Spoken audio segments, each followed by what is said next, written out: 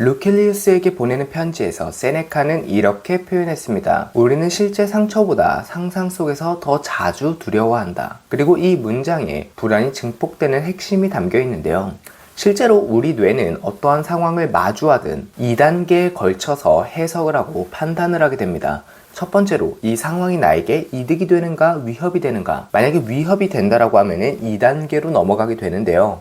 2단계로는 내가 이 상황을 감당할 여력이 있는가 없는가를 판단하게 됩니다. 그리고 내가 이 상황을 감당할 여력이 없다라고 판단이 들게 되면은 우리 몸에서는 여러 가지의 반응들, 여러 가지의 변화들이 일어나게 되는데요. 쉽게 말해 부족한 여력을 메우기 위해서 준비를 하게 되는 거죠. 그 첫 번째로는 무엇이 있냐면은 생각이 많아지는 겁니다. 이게 왜 그러냐면은 우리의 의식은 크게 세 가지로 구분이 됩니다. 첫 번째 무의식, 두 번째 현재의식, 세 번째 초의식이 있는데요.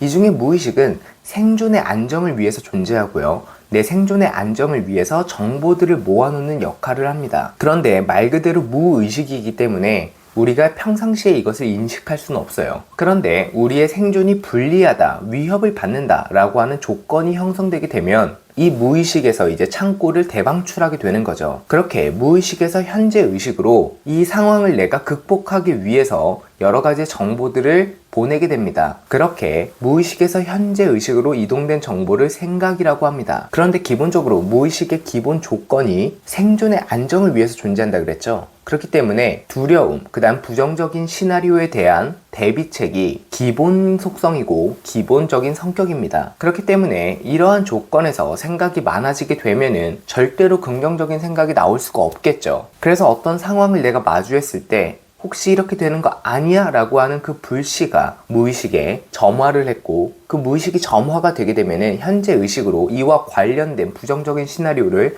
마구 펼치기 때문에 그 작은 불씨는 큰 불로 변하게 되는 겁니다. 그것이 상상이 실제 현실보다 더 불안하고 두려움을 가지게 되는 이유입니다. 그러면 어떻게 해야 될까요? 일단 기본적으로 이러한 조건, 메커니즘에 우리가 올라서게 되면은 이것을 거스르기가 쉽지가 않습니다. 마치 배가 고프면은 침이 그냥 자동적으로 분비되는 것과 똑같아요.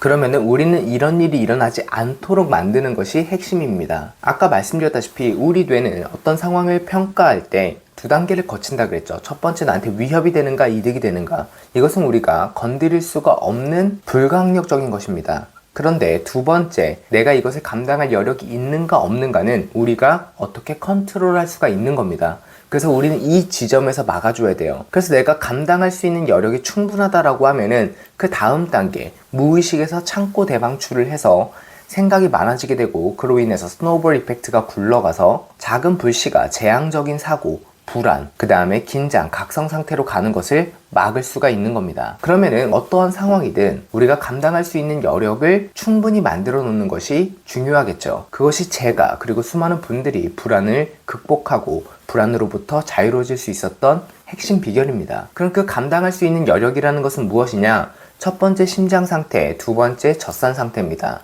심장이 빨리 뛰고 젖산이 많이 쌓이게 되면은 우리 몸은 어떠한 변수에도 대응하기가 어려워져요. 심장이 빨리 뛰면 심혈관이 단축되고 신경이 긴장된 상태이기 때문에 반응이 둔화되고요. 그래서 반응 능력이 떨어지게 되고요. 젖산이라는 건 뭐냐면은 몸이 긴장될수록 젖산이 많이 쌓입니다. 그리고 젖산이 많이 쌓일수록 우리 몸은 무겁고 피곤해지는데요.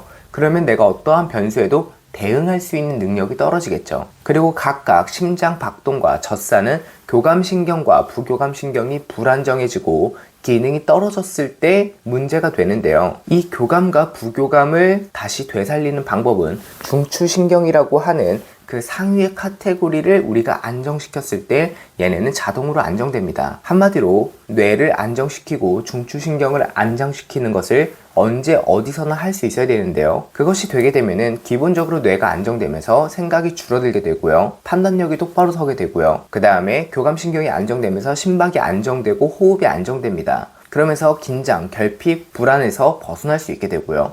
그 다음에 부교감이 재활성화되면서 몸의 젖산이 풀리게 되고 그로 인해서 에너지와 근육이 회복됩니다. 그럼 이러한 상태라고 하면은 생각은 가볍고 감정은 안정돼 있고 내 피지컬적인 능력은 올라간 상태, 그리고 에너지는 빵빵한 상태가 되잖아요.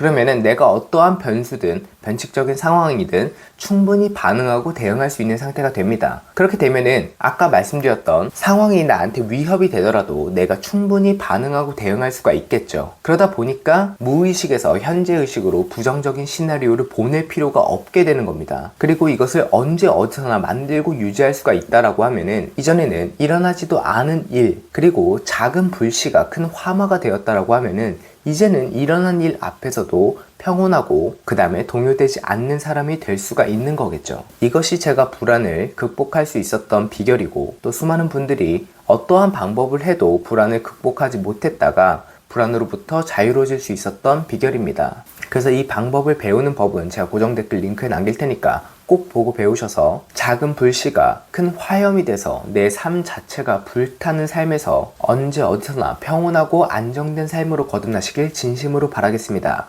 그럼 다음 페이지에서 뵙겠습니다. 감사합니다.